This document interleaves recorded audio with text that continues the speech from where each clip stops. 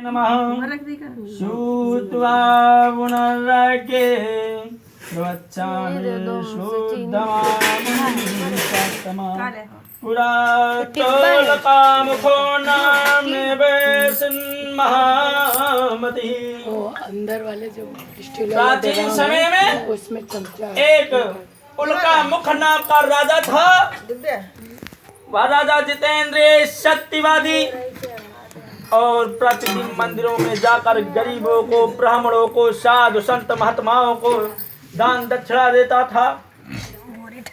और उल्का मुख राजा की पत्नी कमल के तुल्य मुख वाली सती थी और वो दोनों भद्रशिला नदी के तट पे सत्यनारायण स्वामी का पूजन व्रत कर रहे थे कि इतने में एक साधु नाम का वैश्य बहुत सारा सा धन लादे हुए उस स्थान पर आता है।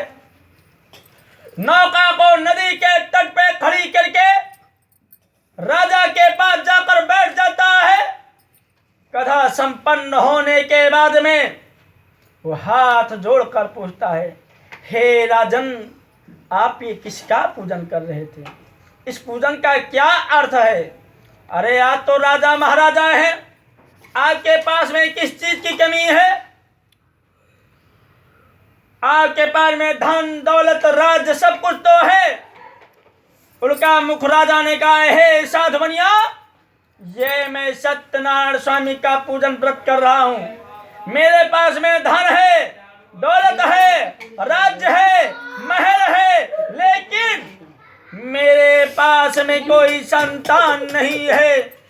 संतान के इच्छा के लिए ये मैं पूजन कर रहा हूं, क्योंकि पति बिना सुनी मां, पति बिना सुनी मां, पुत्र बिना है घर सुना, दो मुक्ति के मार्ग, दो बिना है दुख दूना।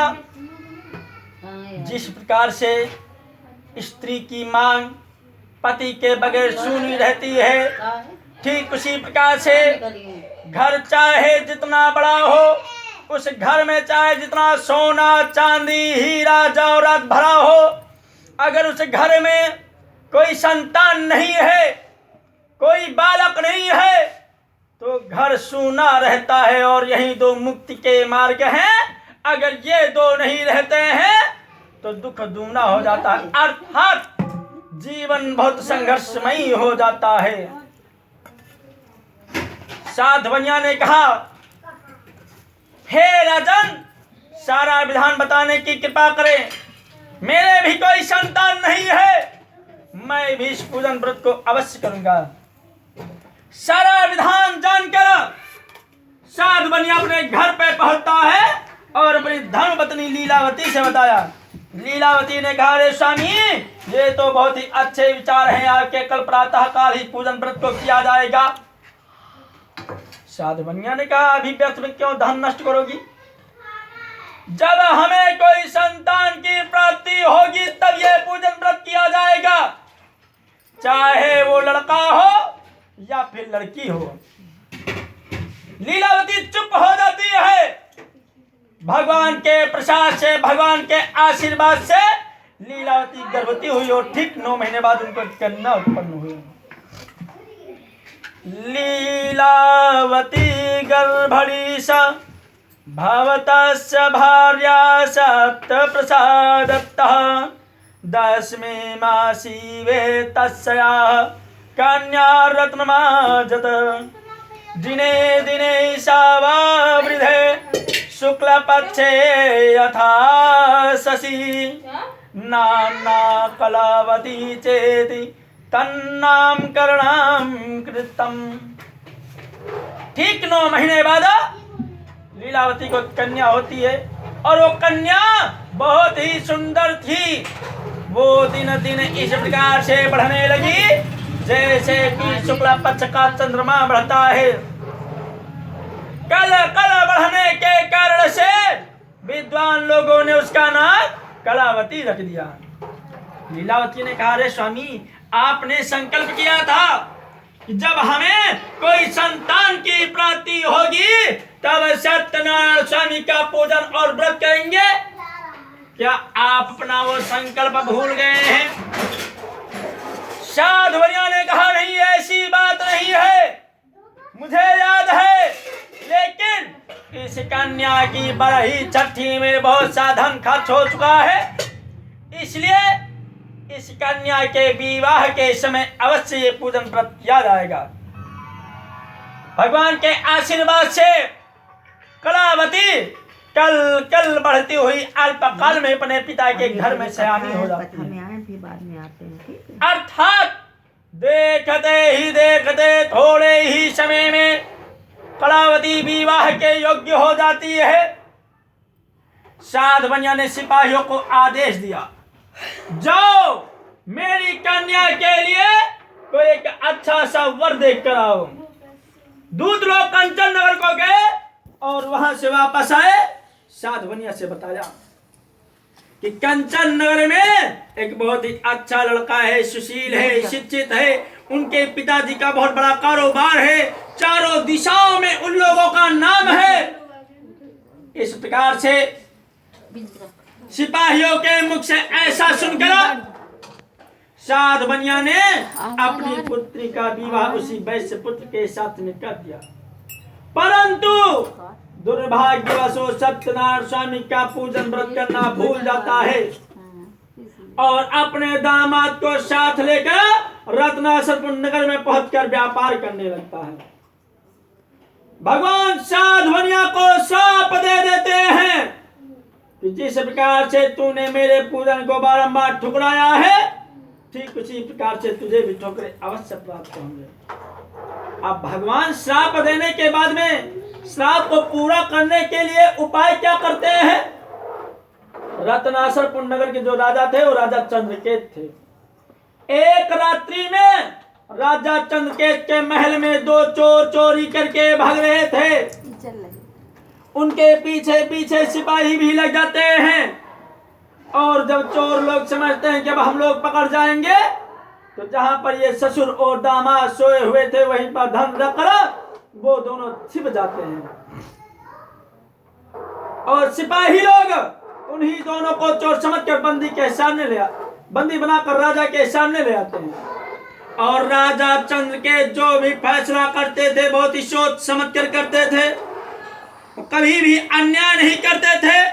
लेकिन भगवान के श्राप के कारण से राजा चंद्रकेत ने उनकी एक भी बात न सुनी। सिपाहियों को आदेश दे दिया, इनके हाथों में हथकड़ियां, पैरों में बेड़ियां डाल के इनको जेल खाने में डाल दो। इधर ससुर और दामाद का ये हाल होता है और इधर साधुवनिया के घर में क्या होता है? साधुवनिया के घर में चोरी हो जाती है। चोरी से जो थोड़ा बहुत धन बचता भी है उसमें आग लग जाती है। ले जाना पुत्र का क्या हाल होता है? ये झोला दे दे।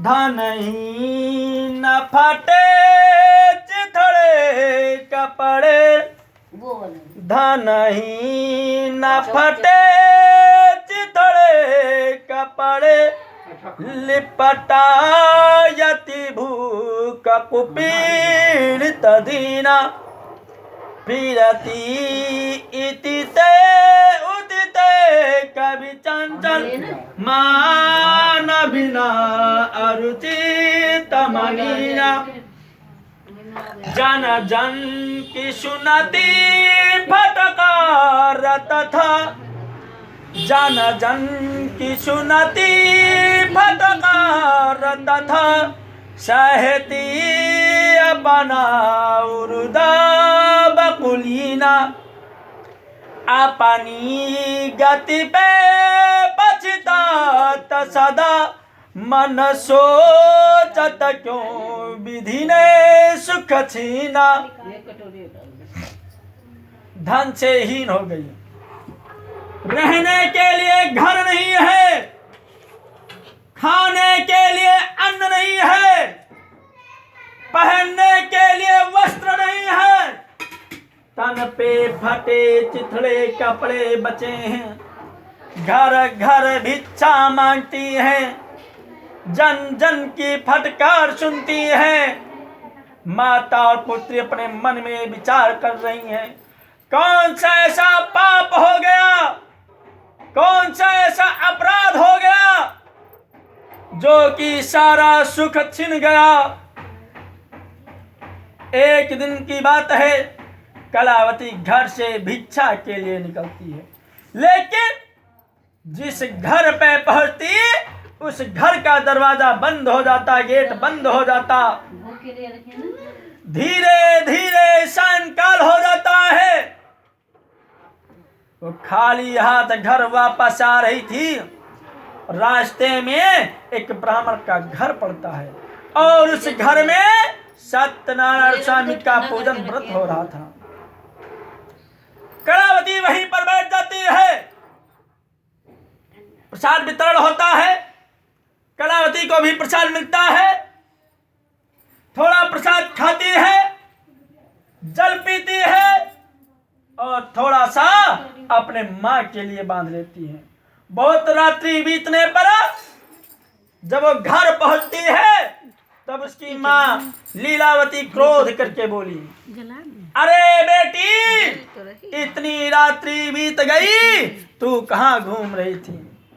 अरे तेरे मन में क्या विचार है?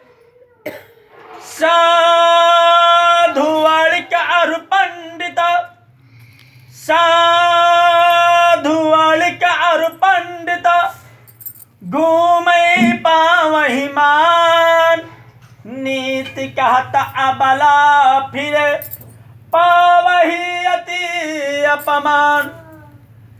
लीलावती ने कहा, बेटी, साधु, पंडित, बनिया, ये तीनों जितना भी घूमते हैं उतना ही लोगों को मान, सम्मान, धन की प्राप्ति होती है। लेकिन शास्त्र क्या कहता है, वेद क्या कहता है?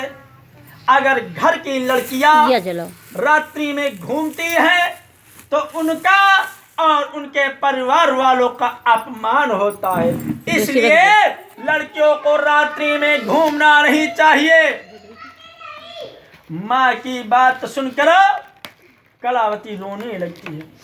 कहती है, माँ, मैं घूम नहीं रही थी, बल्कि आज हमें किसी भी घर पे भिक्षा नहीं प्राप्त हुआ।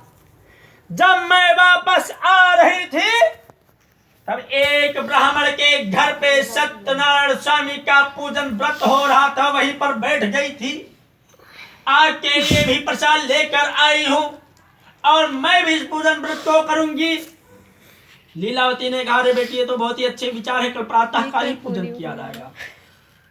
प्रातः काल होता है, माता और पुत्री दोनों विधि विधान के साथ में सत्यनारायण स्वामी का पूजन किया, व्रत किया